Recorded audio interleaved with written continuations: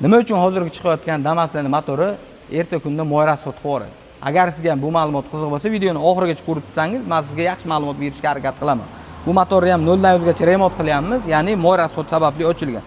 Birinchi o'rinda muammosi akalar gilzada bo'ladi. Ya'ni motor o'zida quyma quyilgan gilza yumshoqligi sababli tez yurbitga bo'lib ketib yeyilib, motor moy rasxod qiladi. Agar siz birinchisiga motor remont qildirmoqchi bo'lsangiz, o'zini rastochka qildiradigan bo'lsangiz, motoringiz ko'p yurmasdan moy rasxod qilirish ehtimoli katta bo'ladi. Shuning uchun men sizga albatta yaxshi sifatli AMP gilzalarini va AMP porshinlarini va AMP ni ko'lsalarini tavsiya qilaman.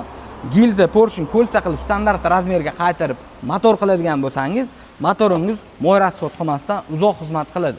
Agar sifatli motor xizmat kerak bo'lsa, o'zimiz Motorzone servisga tashrif buyurasizlar. Motor xizmatlari bo'yicha shu nomerga aloqa chiqarasizlar. Kanalga obuna bo'lib, Damas bor yaqinlarga videoni tushirib qo'yasizlar. Bizdan uzoqlashmaymiz.